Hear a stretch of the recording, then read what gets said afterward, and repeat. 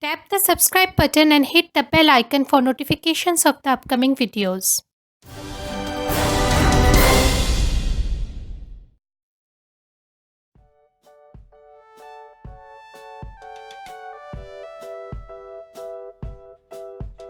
Welcome to the sixth part of our Kashmir tour series. In the previous part, we have showed you how we had explored Pahalgaon, and in this part, we will share with you our Pahalgaon to Srinagar road journey and what we did at Srinagar. So, here are the highlights of our sixth day Kashmir tour.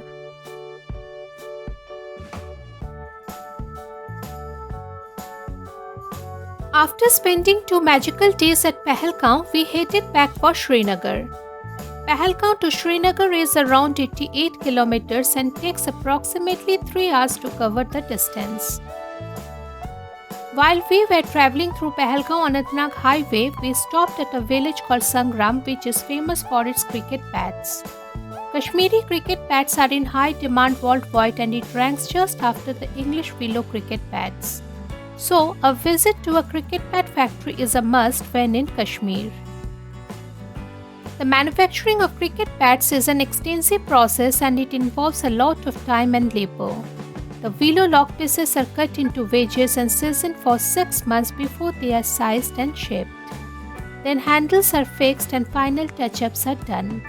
It's a long process and majority of the villagers here are involved in this industry.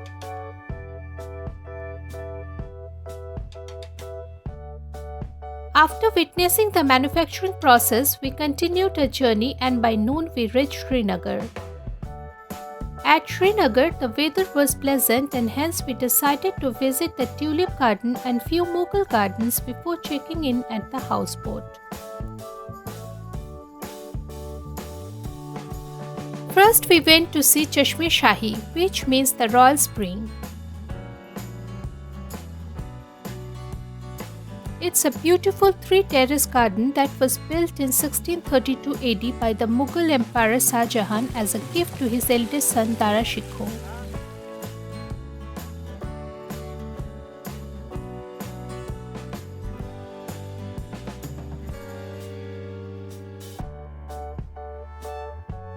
The garden is located in the Zawarban range and it overlooks the magnificent Dal Lake. The main attraction of Chashme Shahi is the natural spring that flows through it. It's believed that the water of this spring is pure and has healing properties. We also came to know from the locals that Pandit Jawaharlal Nehru, the first Prime Minister of India, only drank water of this spring.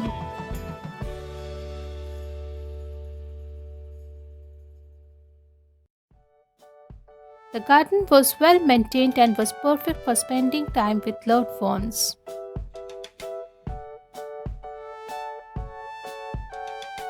Next, we visited Pari Mahal, which was located close to Chashme Shahi Garden. It's a historical monument that stands on the Zawarban range and offers panoramic views of the Dal Lake and its surrounding areas.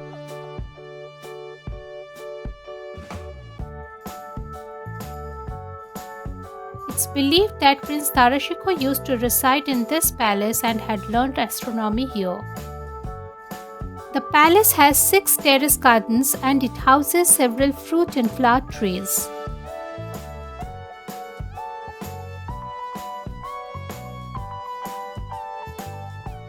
The view from here was truly mind-blowing and I must say it did justice to the name of the palace, which literally means the Palace of Fairies.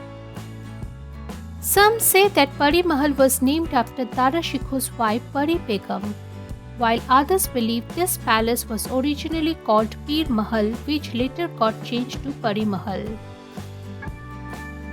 The palace is in ruins now, but the remains of the monument still echoes the tales of the Mughal era. It's an ideal place to watch the sunset and enjoy the surrounding beauty. From Pari Mahal, our next stop was the Tulip Garden, which is situated on the foothills of the Zawarban range.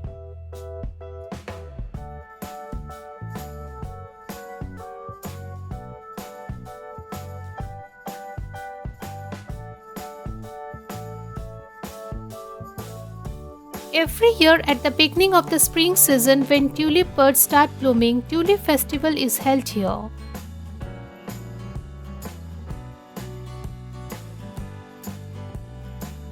The festival lasts for 15 days to 1 month, and during that time the garden becomes alive with red, yellow, pink, purple, orange and white tulips.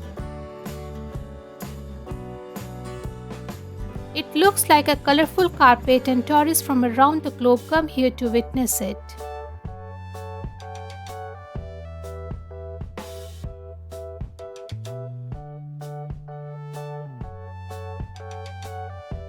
When we visited, the festival had just started couple of days ago, so all the tulip rows were not in full bloom. We saw partially bloomed tulip rows, but it was definitely a sight to behold and was worth visiting.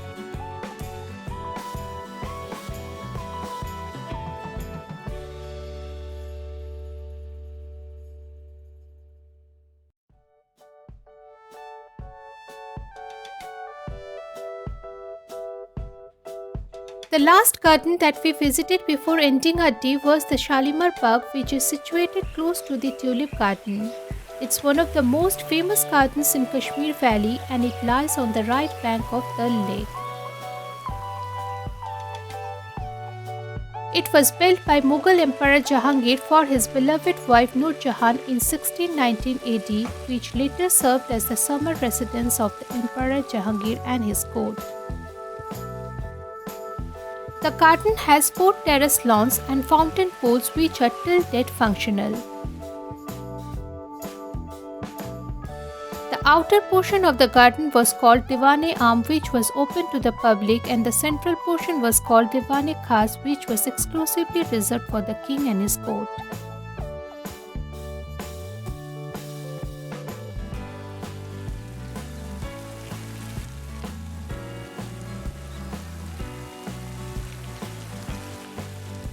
The main highlight of this garden is the chini khanas, which were used to light oil lamps at night for creating a dazzling effect. The garden is huge and beautiful and it has a variety of trees.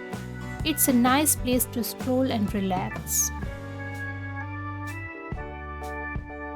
We also spent the evening here to get the feel of the place before heading for our houseboat.